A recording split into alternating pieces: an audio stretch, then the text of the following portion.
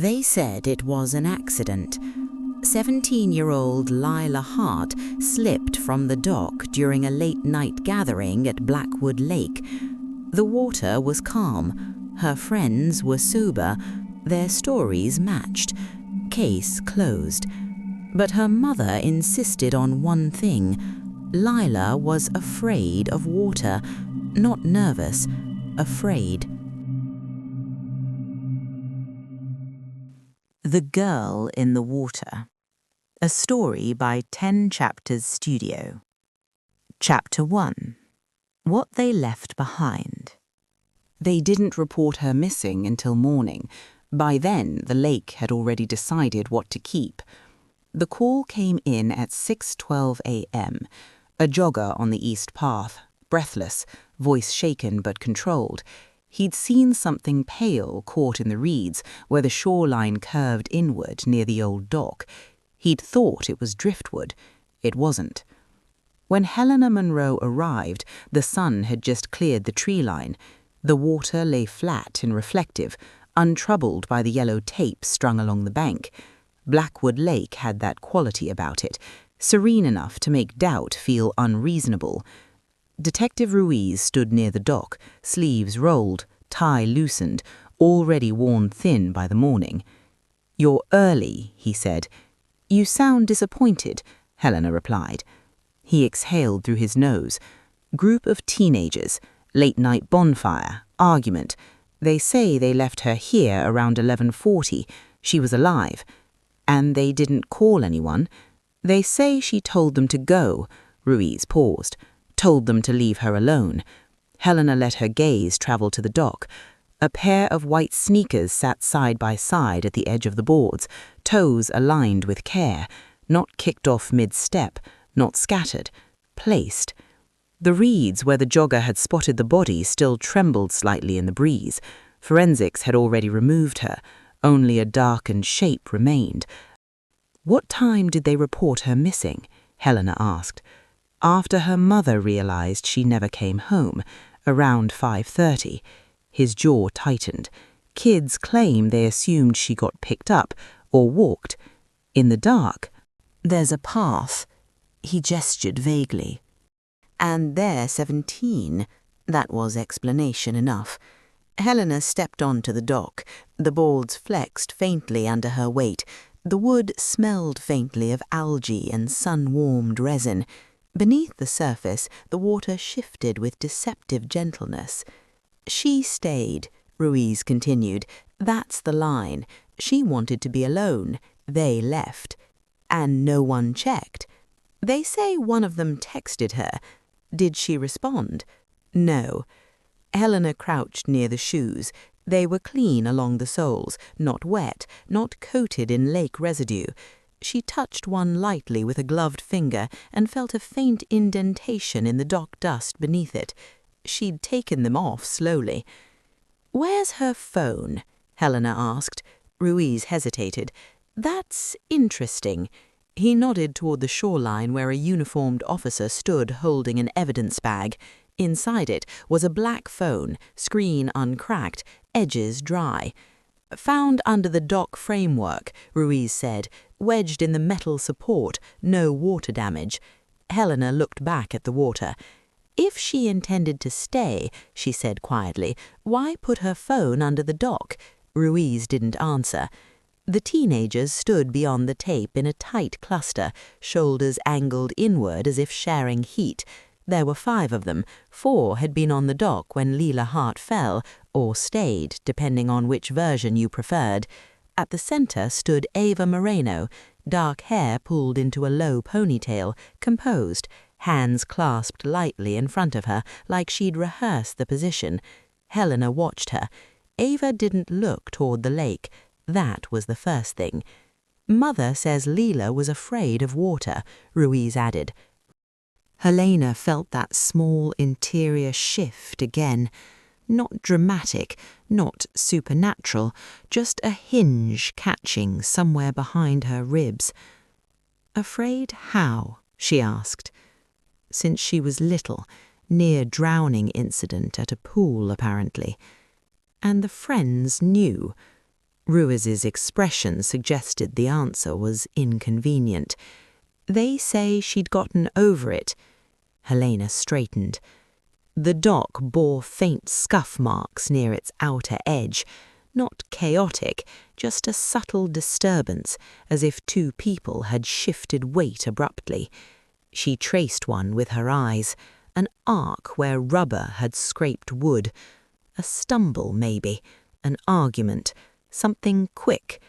She stepped to the end of the dock and looked down. The water was darker there. The drop-off began just past the last visible sand shelf. In daylight it was obvious. At night, under only moonlight and phone screens, it would look like uniform shadow. She felt it then, not a vision, not even a sound, just the impression of breath held too long. A pause where someone waited for someone else to reach. Then nothing. She turned back towards Ruiz. Who found her? Jogger, 6 a.m., says he almost ran past. And the kids? Home, sleeping. Helena nodded slowly. They'd left her here. That part could be true. She walked toward the tape and stopped in front of the group. Ava's eyes flicked up to meet hers, steady, controlled. "I'm Helena Monroe," she said. No one spoke. "You left her alive," Helena continued gently. "That's what you've told the police."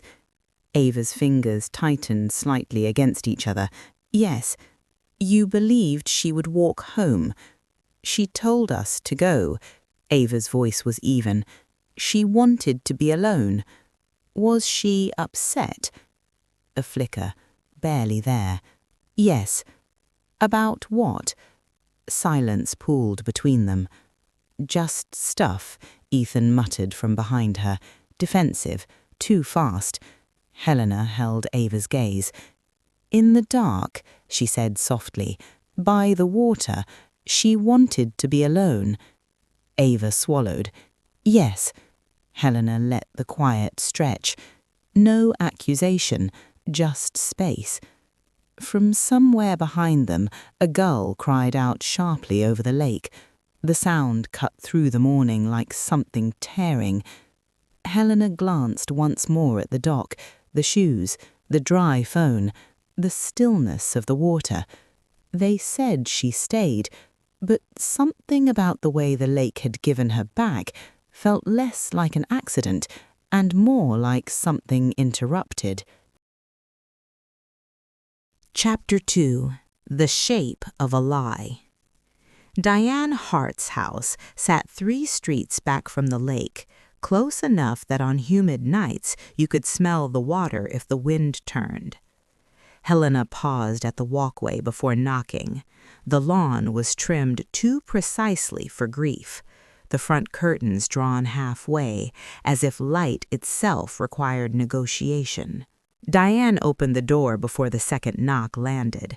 She looked like a woman holding herself upright by force of will alone. No dramatics, no red-rimmed collapse, just composure stretched thin over something unlivable. "You're Helena Monroe," she said, not a question. "Yes." "I won't offer coffee." A beat. "I don't trust myself not to spill it." Helena stepped inside.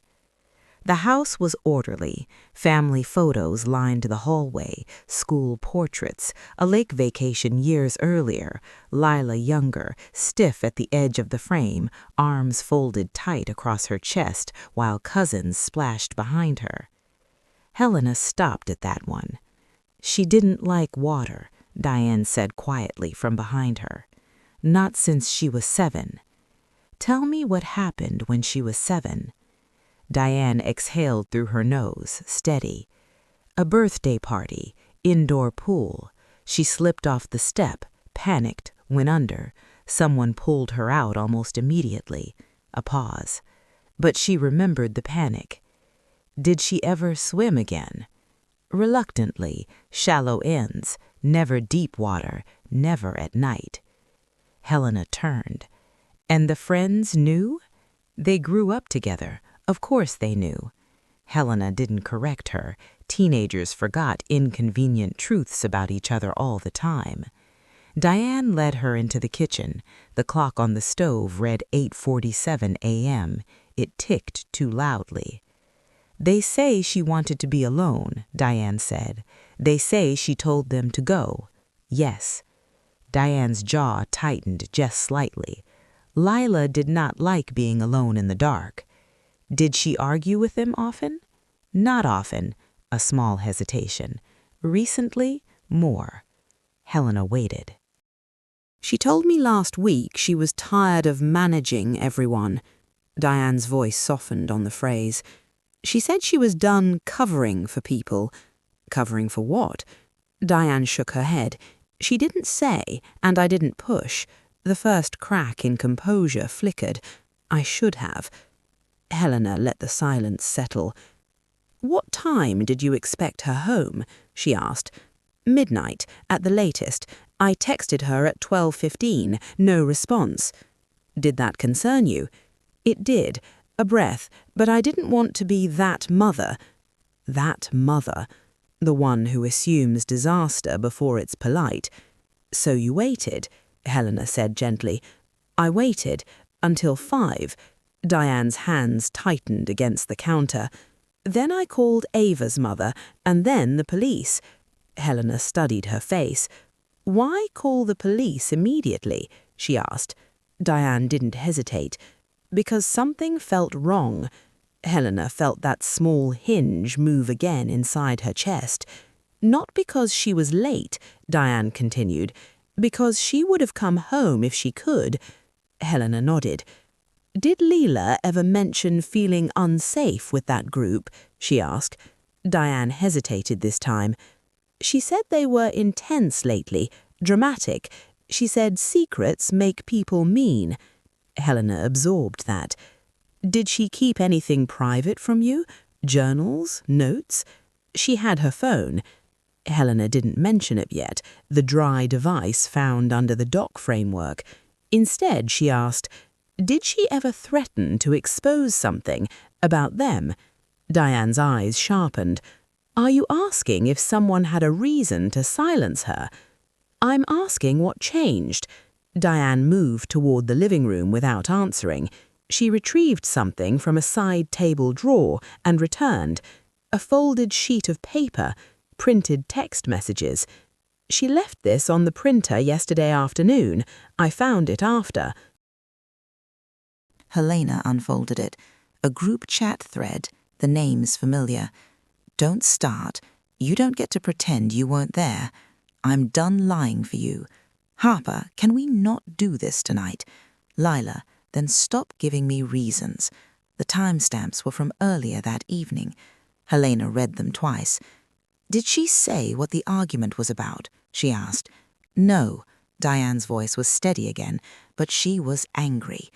"Angry enough to confront them in person?" "Yes." Helena folded the page carefully. "Do you believe she chose to stay at the dock alone?" she asked. Diane met her eyes fully for the first time. "No." Not loud, not dramatic, just certainty. Helena stood. "May I see her room?" Diane led her upstairs. The hallway felt narrower than it should have. Lila's room was orderly in the way of someone who liked control. Desk cleared, bed made, curtains half open. Helena stepped inside and let the space speak. A faint scent of lavender lingered in the air. A stack of textbooks sat aligned by height. On the desk was a notebook, closed. Helena didn't open it yet. Instead, she walked to the window. From here, you could just see the glint of lake through the trees. She felt it again. Not a sound this time, but pressure, like fingers closing briefly around her wrist. She looked down instinctively. Nothing, just her pulse. She turned back to the desk and finally opened the notebook. Inside, between algebra notes and half-finished outlines, one line had been written alone across a page. "If I tell, it ends." Helena's breath stilled. Below it, in smaller handwriting, "I just don't know who it ends for." A car door slammed outside. Helena moved to the window again. Two of the teenagers stood at the curb, speaking to a uniformed officer. Ava's posture was still too straight, too contained. Helena closed the notebook gently. "They left her alive," she said softly, almost to herself. But as she watched Ava lift her chin toward the house, she wasn't sure anymore that alive was the right word. Chapter 3. The One Who Speaks First. They interviewed them at the station, not the school. Ruiz said it was about privacy. Helena knew it was about control. Teenagers behaved differently in rooms without windows. Ava Moreno asked to go first. That alone told Helena something. She entered the interview room with a calmness that felt curated. Hair pulled back again, minimal makeup, a soft grey sweater that suggested innocence without trying too hard. She sat before being told to. Helena took the chair opposite her. Ruiz stayed silent against the wall, arms folded. "You understand why we're speaking again," Helena said. Ava nodded. Yes, her voice was steady, not flat, just practiced. "Tell me about last night," Helena said. Ava exhaled lightly, as if replaying something familiar. "We had a bonfire, just us. It wasn't a big deal. And then we went to the dock. Why?" A slight pause. "Lila wanted to talk." "About?" Another pause, this one thinner. "Stuff." Helena let the words sit there. "What kind of stuff?" Ava's jaw tightened just barely, and she thought we were keeping something from her. "Were you?" Ava met her eyes directly. "No." The eye contact was almost too direct. Helena nodded slowly. "Did you argue?" "Yes." "Who started it?" "She did." "And how did it end?" Ava's fingers moved again, thumb rubbing the side of her index finger in that same small, repetitive motion. "She told us to leave," she said. "She didn't want to see us." "Those exact words?" "She said, 'Just go.'" "Was she crying?" "Yes." "Angry?" "Yes." "Near the water?" A flicker. "She was sitting on the edge." "With her feet in?" "I think so." Helena leaned back slightly. "You knew she didn't like deep water." Ava's eyes shifted, not away, but sideways, as if searching for footing. "She was fine near the edge," she said carefully. "Did she ever swim at night?" "I don't know." Helena tilted her head. "You grew up together." Ava hesitated. She didn't talk about it much. "About what?" "The pool thing." Ava's voice softened slightly. "That was years ago." Helena didn't move. "After she told you to leave," she continued, "what did you do?" "We left." "All of you?" "Yes." "No one stayed?" "No." "Did anyone suggest staying?" A beat. "I said maybe we shouldn't leave her alone," Ava admitted. Helena felt the air in the room shift. "And?"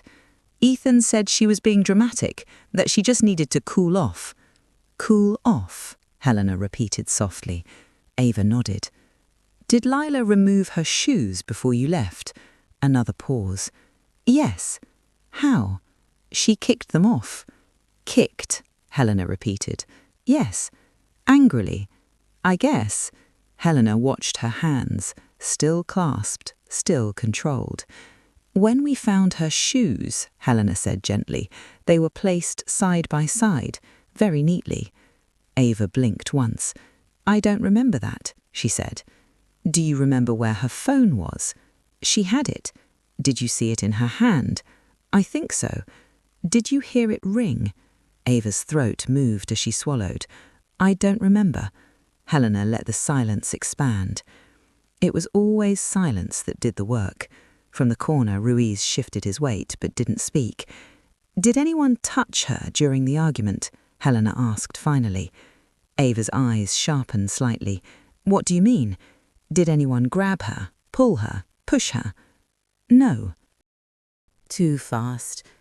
Helena didn't react outwardly. Did she stumble? She asked. No.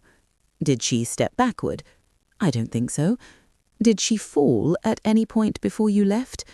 Ava's breathing changed, just slightly. No. Helena studied her. When you walked away, she said quietly, did you look back? Ava hesitated longer this time. Yes. What did you see? She was still sitting there. Doing what? Just sitting, facing the water. Yes. In the dark. Ava nodded. How far had you gone? Halfway up the path. Could you see her clearly? Yes. Helena didn't believe that. At that distance, under that lighting, a figure at the dock edge would blur into shadow. You were comfortable leaving her there, Helena said softly. Ava's composure wavered, not very noticeably, but like glass under pressure. She told us to go, she repeated. Helena leaned forward slightly. She was found in reeds 15 feet from the dock, she said, not near the edge, not on the path. Ava's fingers stopped moving. She didn't like deep water, Helena continued. She avoided it. Ava's gaze flickered to the table. If she stayed sitting where you last saw her, Helena said carefully, something had to move her. Ava's breath caught, barely audible. We left her alive, she whispered. Helena held her gaze. I didn't ask that, she said quietly. The room felt smaller. Ruiz straightened against the wall. Why are you asking about pushing? Ava asked suddenly. Helena tilted her head. Because the scuff marks on the dock suggest abrupt movement. Ava's jaw tightened. We didn't push her. There it was. Not I didn't. We didn't. Collective language. Helena stood slowly. For now, she said evenly, that's all. Ava exhaled in relief she tried to hide. As she reached the door, Helena added one more thing. When she told you to go, she said without turning around, did she sound afraid? Ava didn't answer immediately. Then softly, no. Helena stepped into the hallway, but something about the way Ava had said it, too measured, too contained, made her certain of one thing. Fear had been in the air that night. It just hadn't belonged to Lila. Chapter 4. The Edges Fracture. Harper Lynn asked for water before she sat down, not because she was thirsty, because she needed something to hold. Helena waited until the paper cup stopped trembling before speaking. You understand you're not in trouble, she said gently. Harper nodded too quickly. I know. You're here because details matter. Another nod. Harper's eyes were red-rimmed, not from crying, Helena suspected, but from lack of sleep.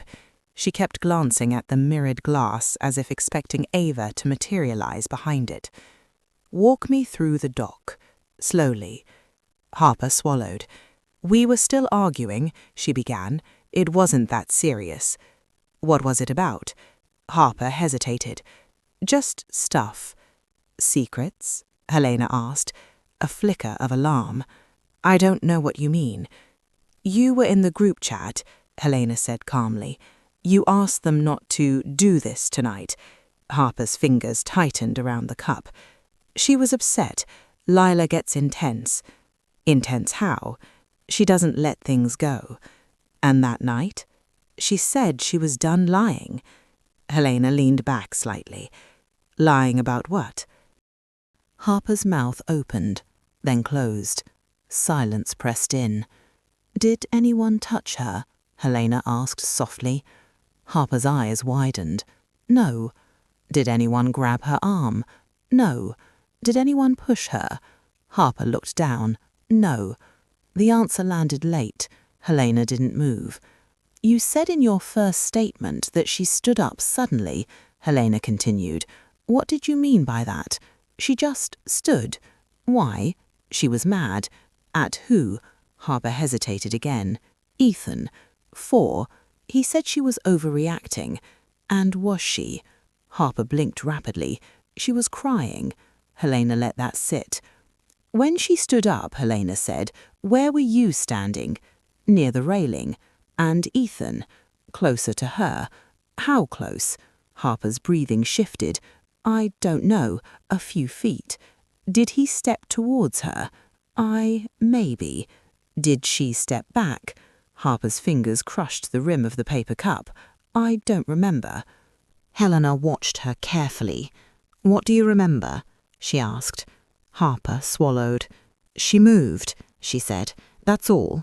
She moved." "Toward the edge?" "I don't know."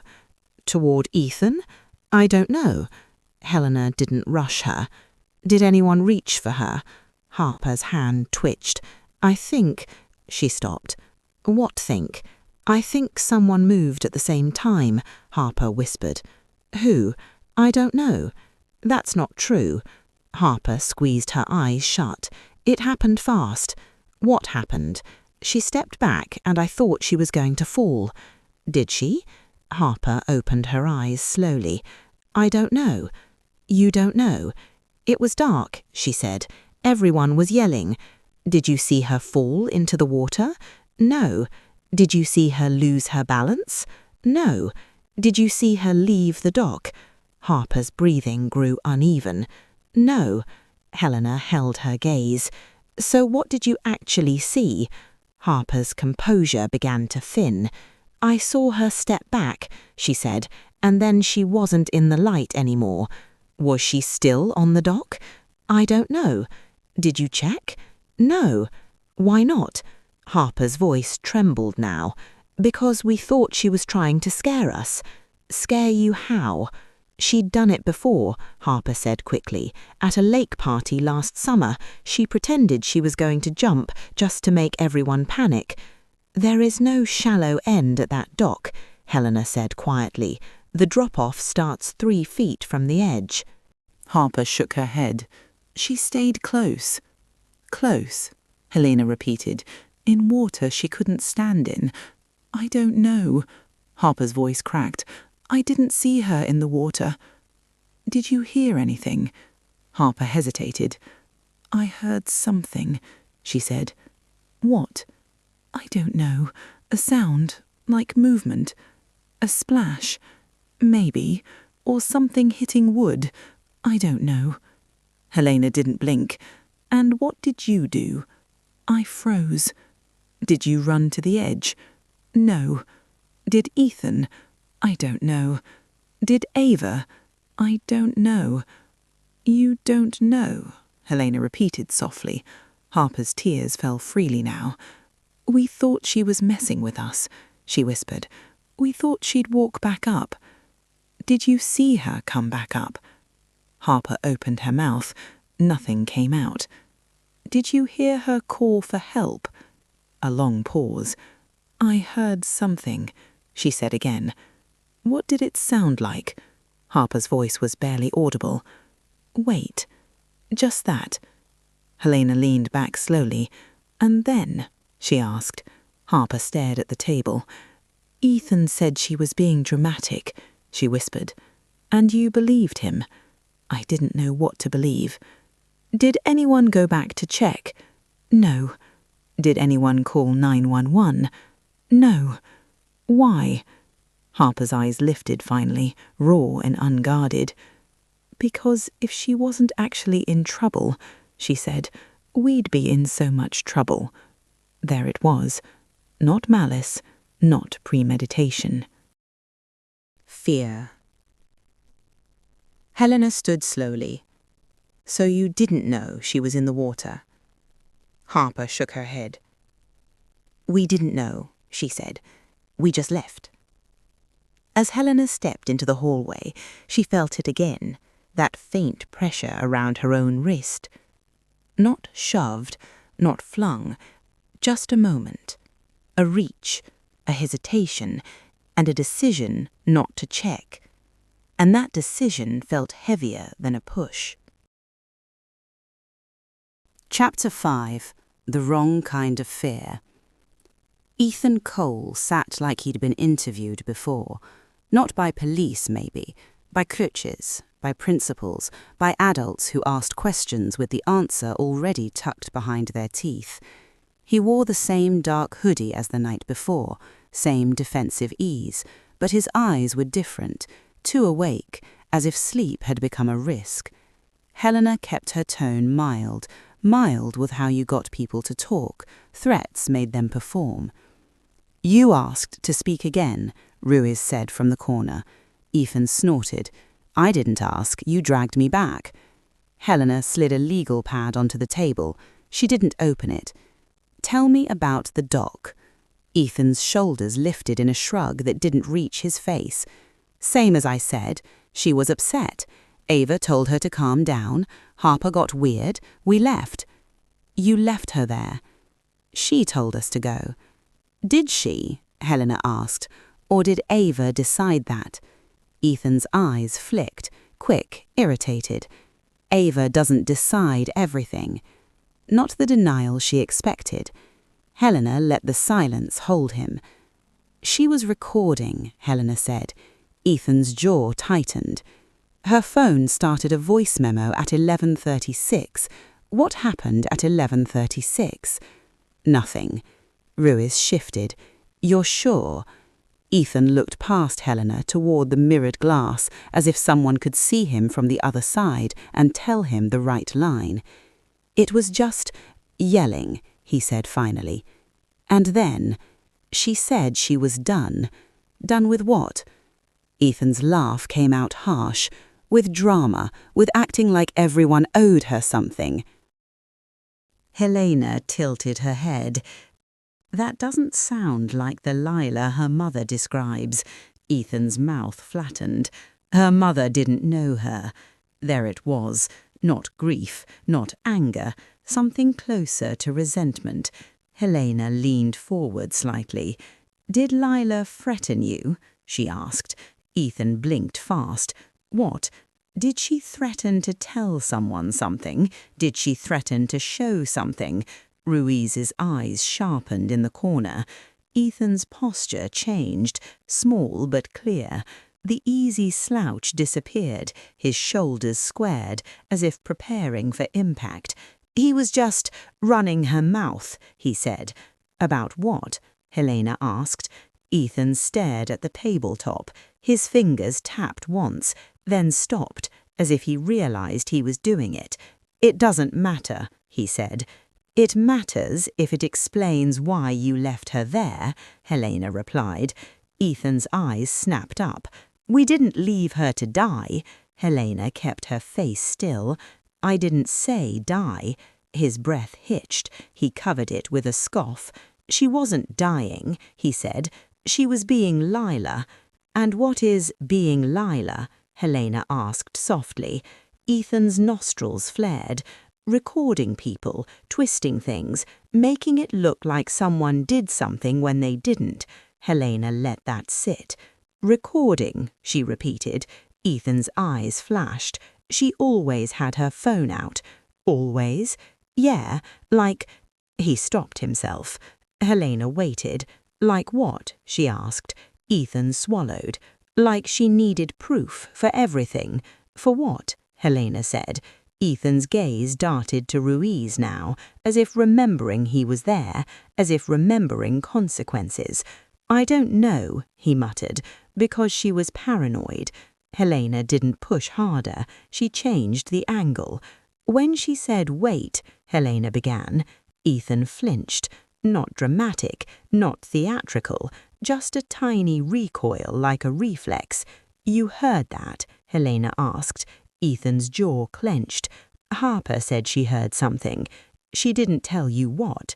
Ethan looked down again, angry with himself. Helena spoke gently, almost conversational. "Ethan, people don't fake drowning in 8-degree water."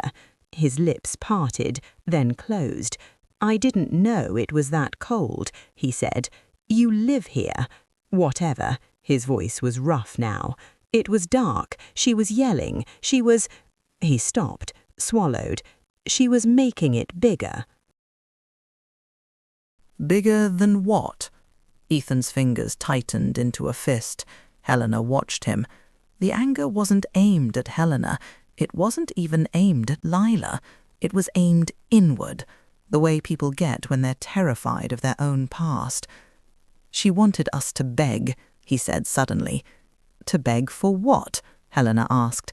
Ethan's eyes lifted to hers, and for a moment the bravado dropped. "To stop," he whispered. Ruiz straightened. Helena stayed still. "To stop what?" she asked softly. Ethan's mouth tightened, and the wall came back up. "Nothing," he snapped. Helena let him have it. Walls meant you'd hit something if you pushed too soon. "Did you touch her?" Helena asked. Ethan's laugh was sharp again. "No." "Did she touch you?" A beat too long. "She grabbed me," he said.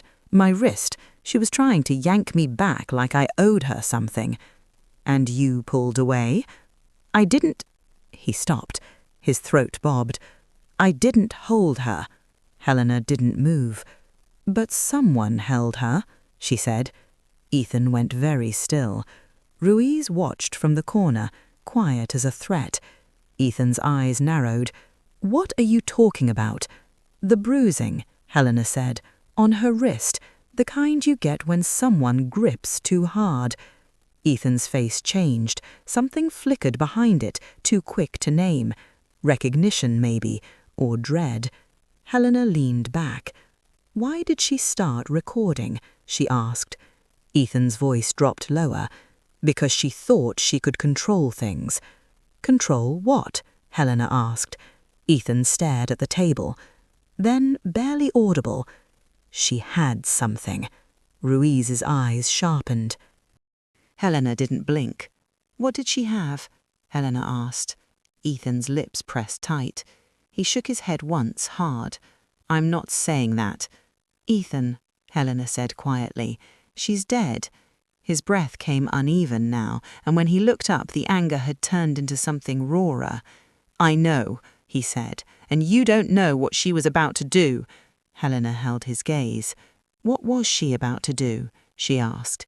Ethan's mouth opened, then he stopped himself, jaw working, the decision visible. Finally, he said, "Ask Ava." And for the first time Helena believed him, because that wasn't blame, it was fear. Ruiz opened the door. Ethan stood, shoulders rigid, eyes fixed on the floor.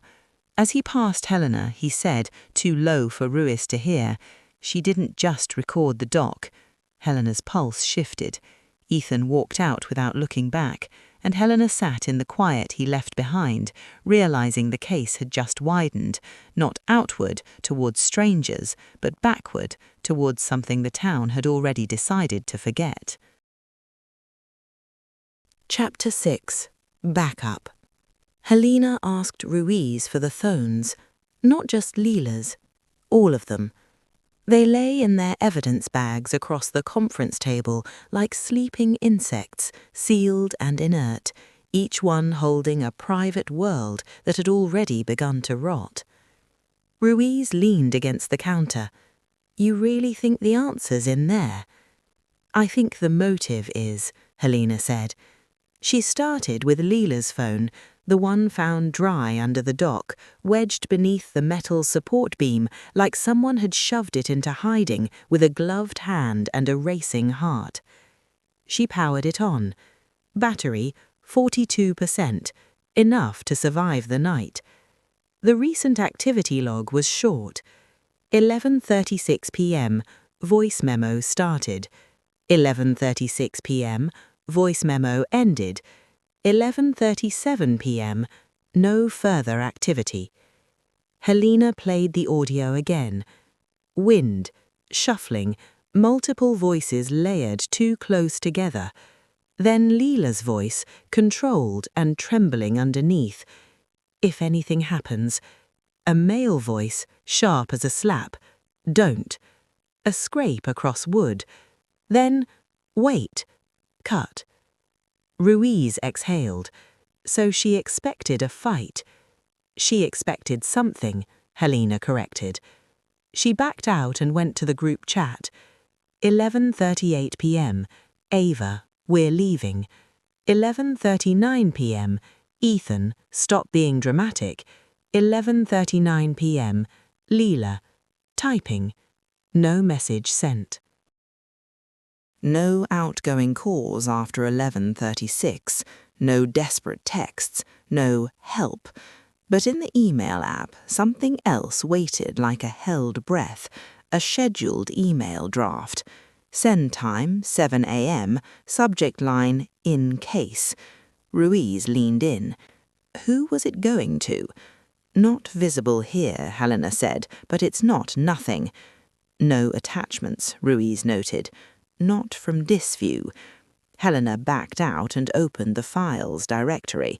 Photos, homework, notes, and one folder named with a kind of careful blandness that felt intentional. Backup. Ruiz muttered, "That's convenient." Helena opened it. Inside were audio files, dozens, some dated months back, some labelled with ordinary names, some labelled with nothing but letters, like someone trying to keep their own mind from recognising patterns. One stood out. N. Thursday. Helena tapped it. The screen flickered. File corrupted, unable to play. Ruiz leaned forward. That's it? Helena didn't answer. She checked the metadata. Date created, late October, not last night. Not even close. Something older. She closed the file slowly. Ruiz watched her face. What does N mean? I don't know, she said. But Ethan's voice echoed in her head. She didn't just record the doc. Helena moved on. Ethan's phone, 2 short calls with Ava around 11:40. Ava's phone, no call to Lila after the argument. Harper's phone, a note created at 11:52. Helena opened it. We can't do this again. Ruiz read over her shoulder. Again. Helena felt that quiet internal shift, the one she'd learned to trust only as a direction, never as proof. That's not about a doc, she said softly. Ruiz's phone buzzed. He checked it, then looked up. Marina Security got back to us. Footage from last night. And? Helena asked. Headlights near the dock at 12:08 a.m. A car slows, pauses, long enough to matter. Helena's pulse steadied. Someone went back, she said. Or never left. Ruiz nodded grimly. We can't see a plate. Can you see the shape? Sedan, light-coloured. Helena pictured Ava's careful posture, Ethan's dread, Harper's shaking hands. A second later, her own phone buzzed. A message from Tech.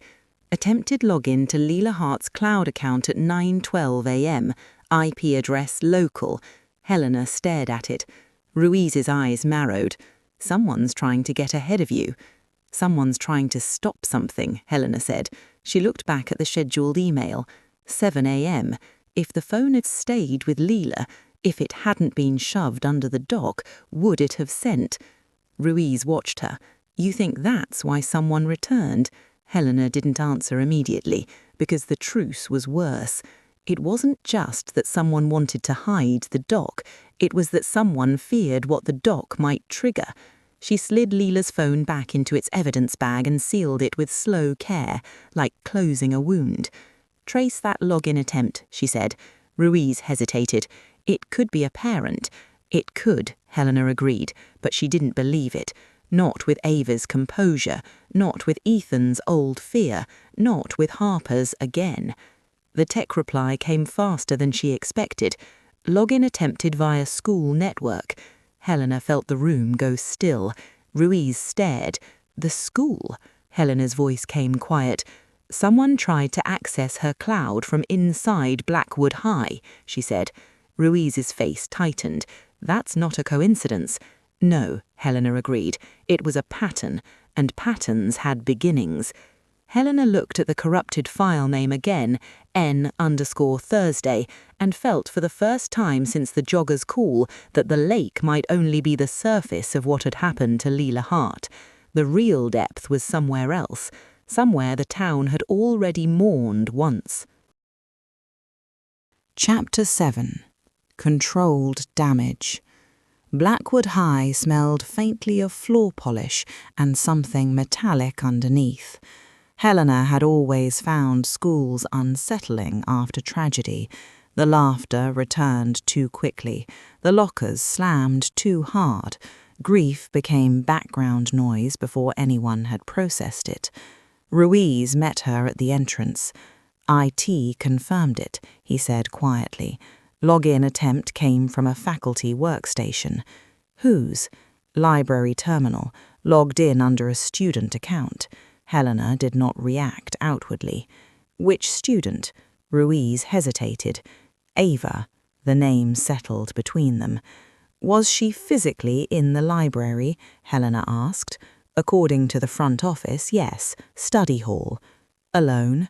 Security camera shows her at the desk for about 4 minutes, then she leaves. Helena nodded. 4 minutes was long enough to try a password, not long enough to look calm afterward. Bring her in, Helena said. Blackwood High did not look like someone who panicked. She sat upright, hands folded, chin slightly lifted. Her composure had returned, the version Helena had first seen in the interview room. You wanted to talk again, Ava said politely. Helena placed a printed screenshot on the table.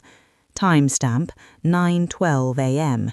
Attempted login, Lila Hart cloud account.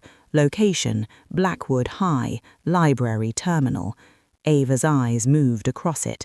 She did not gasp, she did not blink. She simply said, "That doesn't mean it was me. It means someone logged in under your student ID," Ruiz said.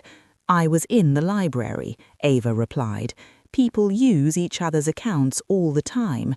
Do they? Helena asked. Ava's gaze sharpened slightly. You think I killed my best friend and then decided to hack her?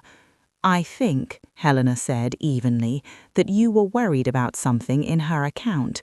Her jaw tightened. Everyone's worried about something. Not everyone hides phones under docks, Ruiz said. Ava looked at him calmly. I didn't hide anything. Helena leaned forward slightly. What were you trying to access? She asked. Ava didn't answer. Silence stretched. Helena changed approach. Did you know Lila scheduled an email? She asked. A flicker. Small, but real. No, Ava said. Subject line, in case. Ava's breathing shifted almost imperceptibly. In case of what? She asked. That's what I'm asking you.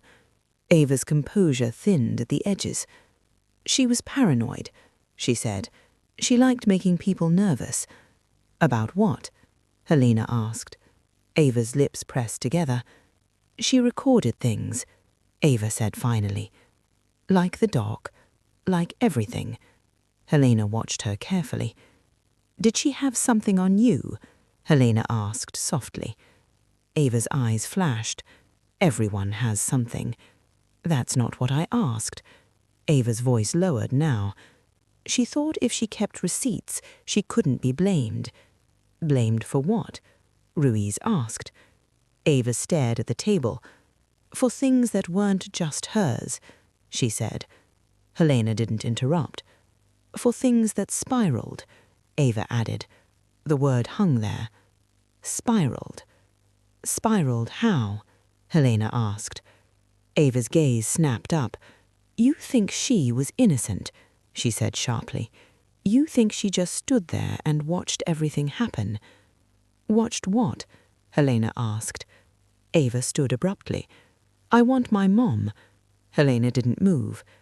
Ava's hands were shaking now, not from grief, but from pressure. She was going to ruin us.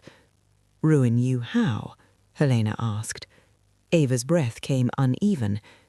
She didn't understand that if she sent anything, it wouldn't just be us. Helena's pulse slowed.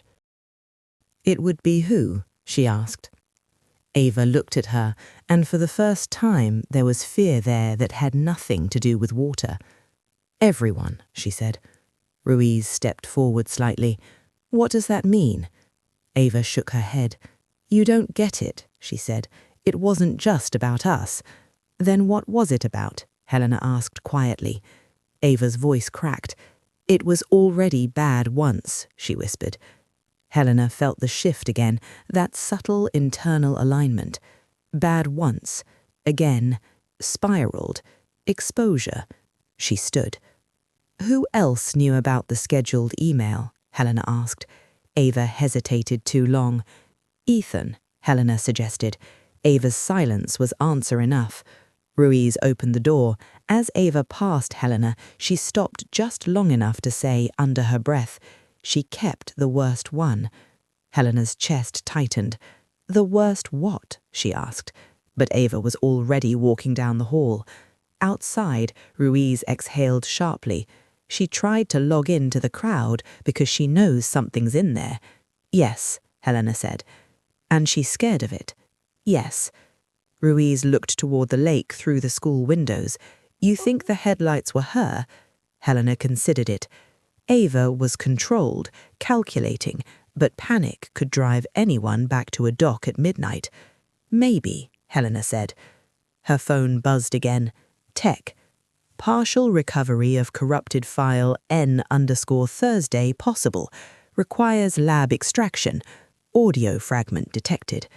Helena's breath stilled. Audio fragment. Send it, she said. A moment later, the file arrived. She played it. Static. Locker doors in the background. A male voice. Tight. Angry. Go on then. A pause. Then a second voice. Quieter. Too close to the mic to place. Stop. Cut. Ruiz stared at the speaker. That's not the dock, he said. No, Helena agreed. It wasn't wind. It wasn't water. It was indoors. Helena's eyes went to the timestamp again. Late October. And for the first time since the jogger's call, she understood that the dock wasn't the first place something had gone quiet. The lake had only been the second silence. Chapter 8. The Story They Agreed On. The principal's office smelled faintly of lemon polish and something older beneath it. Paper, maybe. Paper held too long. Principal Markham folded his hands on the desk as Helena and Ruiz sat opposite him. The blinds were half drawn. The hallway noise outside rose and fell like a distant tide. I understand you're looking into some digital activity, Markham said carefully. We've already provided what we can. You provided login confirmation. We're asking about context. Markham's smile was administrative, neutral. Context is a broad word. Helena watched him. He didn't fidget, didn't sweat, but his posture was rigid in a way that suggested rehearsal. There was an incident in late October. The silence that followed was small but distinct. We have many incidents. Teenagers argue. This one involved that group. Ava Moreno, Ethan Cole, Lila Hart. Markham's eyes flicked, almost imperceptibly towards the closed office door. Yes, he said, there was a disagreement. About what? Helena asked. Social media behaviour, he said smoothly. Something taken out of context. Taken how? Ruiz asked. Markham adjusted a stack of papers that didn't need adjusting. A recording, he said, partial, edited. It circulated briefly. Helena felt the internal hinge shift. Who recorded it? Helena asked. Markham hesitated just long enough. Lila. And who was in it? A few students. Doing what? Markham's jaw tightened. Saying things they regret. That's not an answer. Markham exhaled. Cruel jokes, pressure. Someone dared someone else to do something foolish. It escalated. It was contained. Contained how? Ruiz asked. We handled it internally. Parents were notified. Counselling offered. The video was deleted. From where? Helena asked. From student devices. From the cloud? Markham's eyes sharpened slightly. As far as we were aware. Helena leaned back. And you were certain Lila deleted her copy? Markham didn't respond immediately. She assured us she had, he said finally. Assured. Helena nodded slowly. Did anyone face discipline? She asked. Detention, temporary suspension for 2 students. Which 2? Markham hesitated.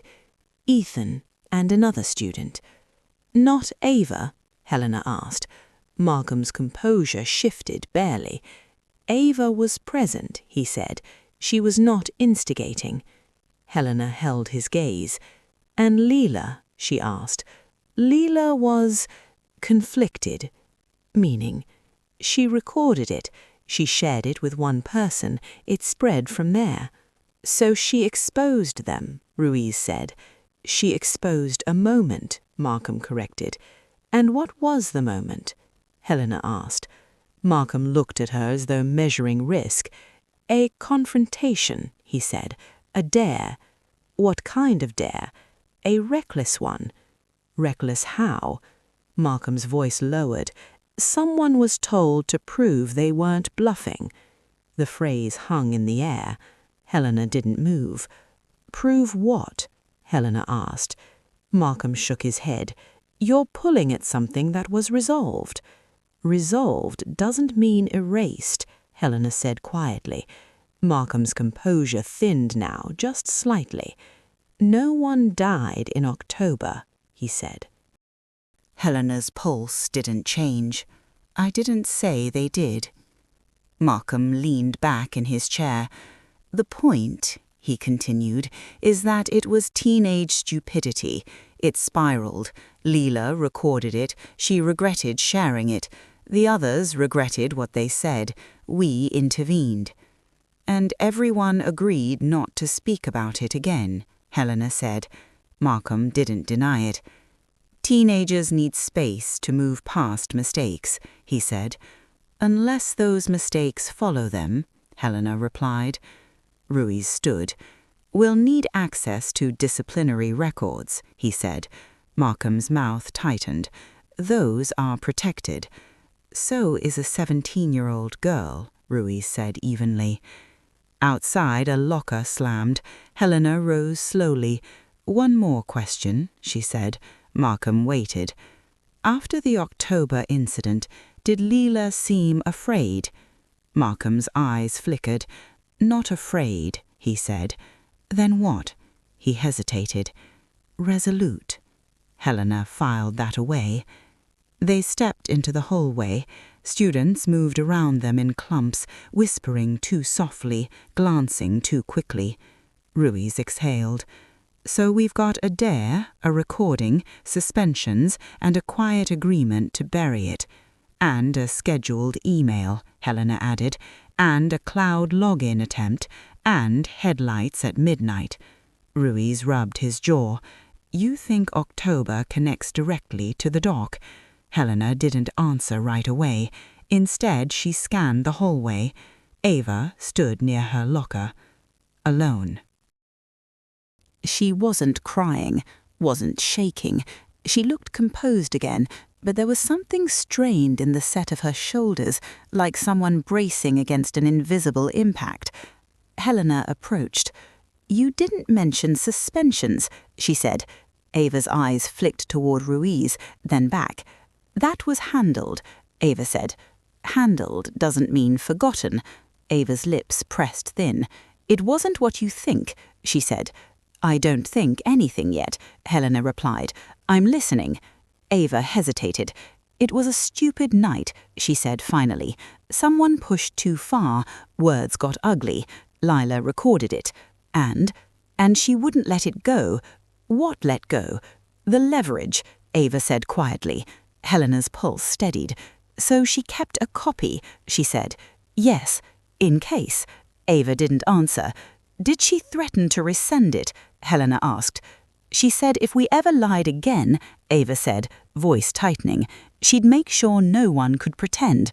No one? Helena asked. Ava's gaze flickered, just once toward the administrative offices. Not the dock, not the hallway. Inside. Helena saw it. It wasn't just about you, she said softly. Ava swallowed. You don't understand, she whispered. Help me, Helena replied. Ava shook her head. She thought she was fixing something, she said, but she didn't know what it would break. What would it break? Helena asked. Ava's jaw tightened. Everything, she said. And for the first time, Helena wondered whether the dock had been the argument or the deadline. Because if Lila's email had been set for 7 a.m., then whatever happened at the lake might not have been about pushing her, but about stopping the clock. Chapter 9. What was said. The lab sent the restored file just before dusk. Helena didn't open it immediately. She sat at her desk, hands folded loosely, watching the last light thin across the window. She had learned over the years that timing mattered, not for evidence, but for understanding it. Some truths landed differently in daylight. Ruiz stood near the door. "You're stalling," he said. "I'm pacing," Helena replied. He didn't argue. She opened the file. n_Thursday_restored.wave. The audio began with locker doors slamming, the echo of a hallway, voices too close together. A male voice, Ethan, "Don't start." Lila's voice, sharper than at the dock, controlled but trembling underneath. "I'm not starting anything, I'm finishing it." A third voice, Ava, "Just drop it." Footsteps, fabric brushing the mic.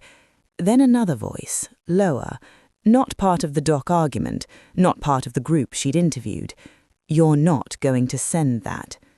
Silence. Lila again. "If anything happens..." The recording glitched. A scrape.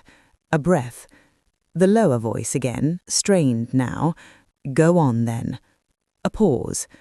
Then Lila quieter. "Stop." The audio ended. Ruiz exhaled slowly. "That's it." "No," Helena said. She rewound. Listened again. Not to the words, to the spacing between them. The tension wasn't chaotic. It was focused. Not a group fight. A standoff. She checked the metadata. Late October, after school hours. Inside the east hallway, judging by the locker echo. She looked at Ruiz. That wasn't just teenage drama. No, he agreed. That sounded like someone being cornered. Helena nodded slowly. And not just by friends.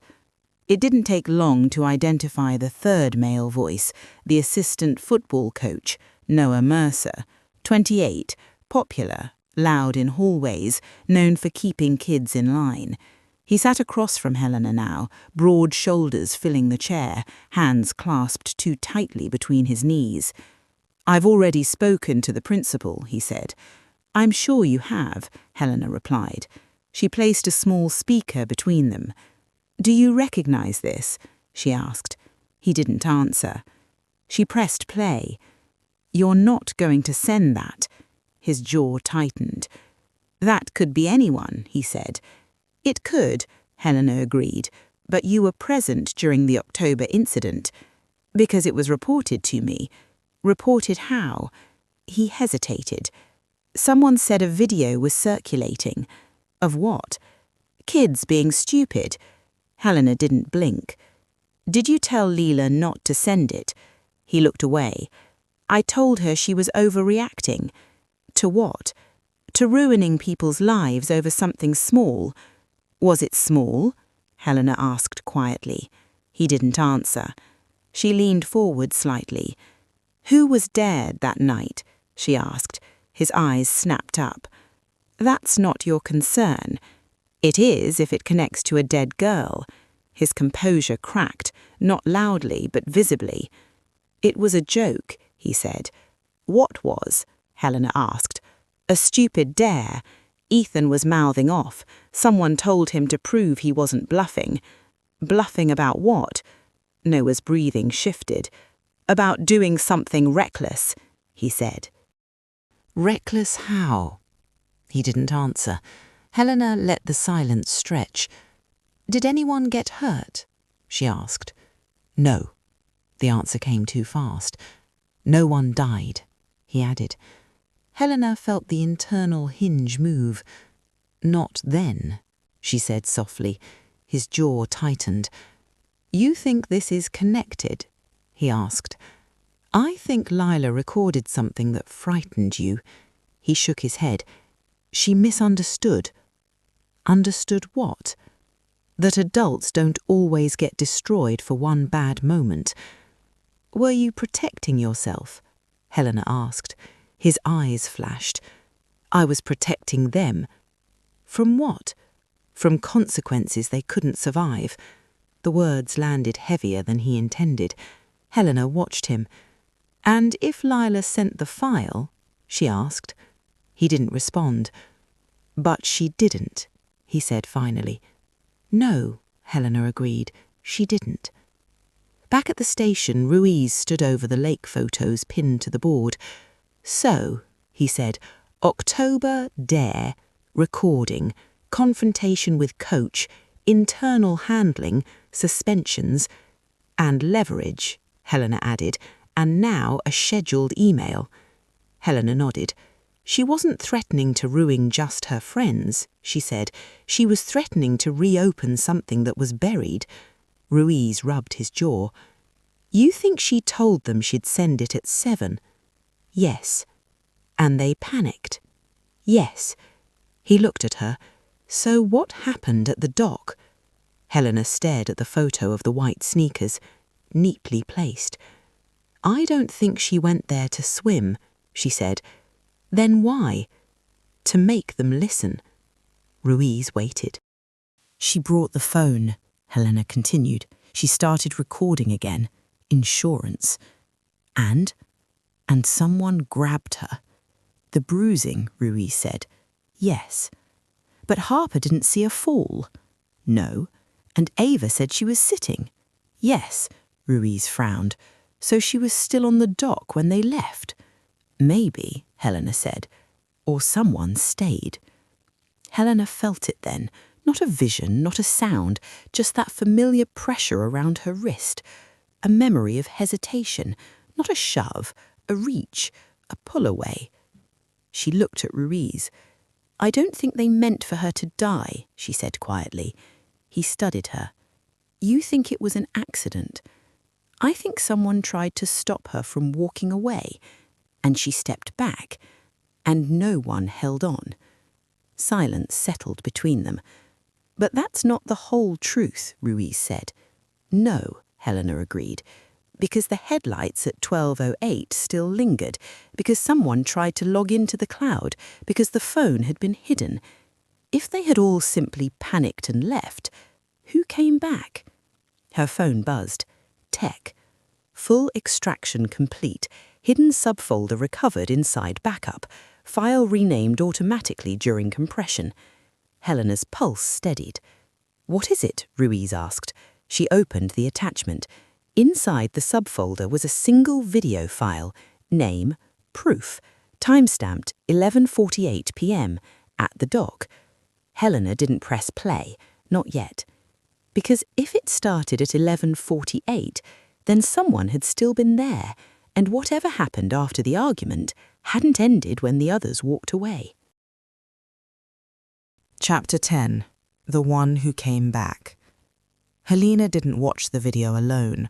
Ruiz stood beside her in the dim conference room, lights off except for the glow of the screen. Outside, the station had quieted into evening, the hum of distant phones, the low murmur of paperwork being finished. She pressed play. The camera angle was unstable at first. Darkness, wind brushing against the microphone. Then the dock came into frame. Not clearly, just enough. The white blur of shoes near the edge, voices further down the boards. Ava's voice, "Just let it go." Ethan's, "You don't get to threaten us." Lila's voice was steady. "I'm not threatening you, I'm protecting myself." A scrape, movement. The image tilted. The others began stepping away, shadows pulling toward the path. The camera shifted again. Lila turned it toward herself for a moment. Her face was pale but resolved. If anything happens, this wasn't an accident. Ruiz inhaled sharply. Footsteps on wood. The others were farther now. The dock creaked. Lila moved toward the edge, not stepping off, not jumping, just closer. "Stop following me," she said. The frame jerked. Someone else was still there. A voice, not Ava's, not Harper's, Ethan's. "You don't understand what this will do." "I do," Lila replied. A hand entered the frame. Not violent, grabbing, her wrist. The image shook as she pulled back. "Let go." "I'm not letting you ruin everything," Ethan snapped. The camera tilted sharply downward, wood filling the frame. A gasp, not a scream, a sharp intake of breath. Then the lens caught the black surface of the lake. The sound of something hitting water. The image went dark. Static. End. Silence swallowed the room. Ruiz spoke first. "That's it." Helena didn't move. "No," she said quietly, "it's not, because at 11:48 the others had already left. Ethan hadn't." Harper's uncertainty had been true. They hadn't seen her fall. They hadn't known. But Ethan had. Hours later, under fluorescent lights that made everything look harsher than it was, he watched the footage in silence. When the screen stilled on his hand gripping her wrist, his shoulders dropped. He didn't deny it, not when Helena replayed the moment frame by frame, not when the freeze frame caught his fingers wrapped around Lila's wrist. "I was trying to stop her," Ethan said. "You pulled her," Helena replied. "She stepped back. You held her too hard.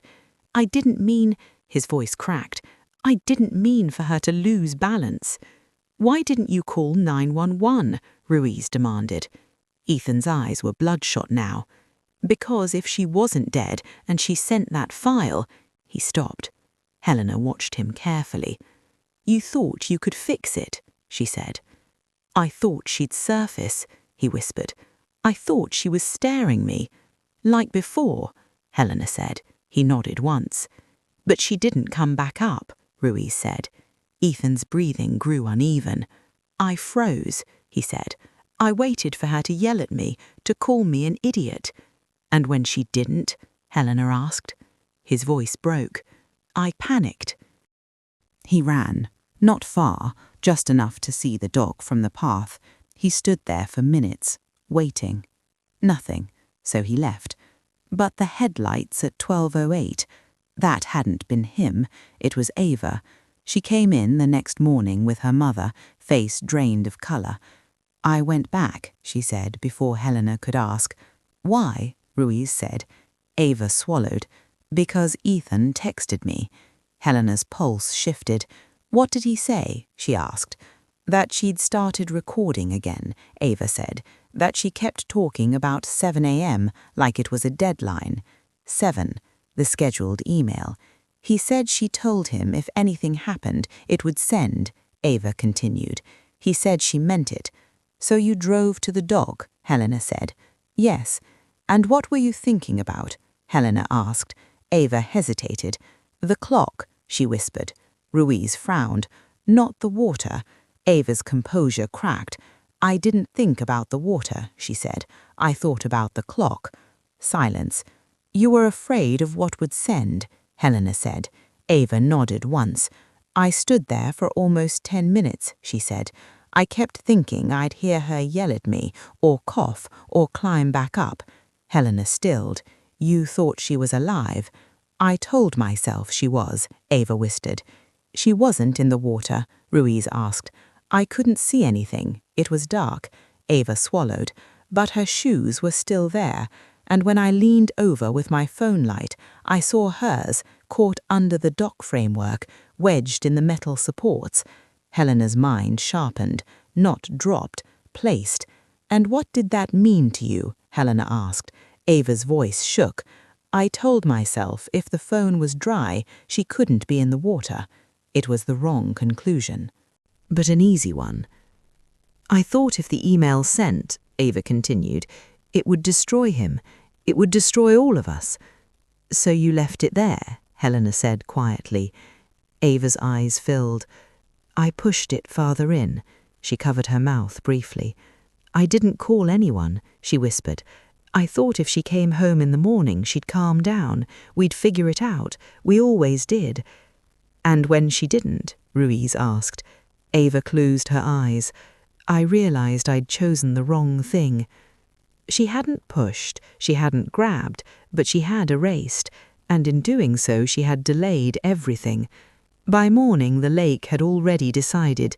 The reeds had caught what the dock had let go. Ethan would be charged, not with murder, with involuntary manslaughter, reckless conduct, failure to render aid.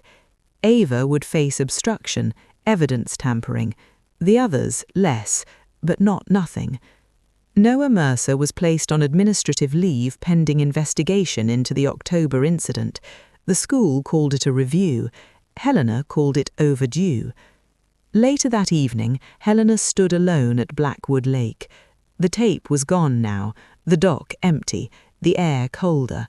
She walked to the edge and looked down. In daylight, the drop-off was obvious. In darkness, it would have been shadow. She closed her eyes briefly. Not a vision, just a sensation. A wrist in her hand, the split second when you choose to hold on or to pull away. Lila hadn't jumped. She hadn't planned to die. She had planned to expose something that frightened people who believed consequences only belonged to teenagers. The lake hadn't kept a secret. The people had. Helena opened her eyes. The water lay flat again, still, but not innocent. Some deaths were accidents, some are decisions made too late, and some are born from fear, the wrong kind of fear, the kind that chooses a deadline over a hand reaching back. End of chapter. End of story. If you enjoyed this story, please like the video and subscribe for more Helena Monroe mysteries.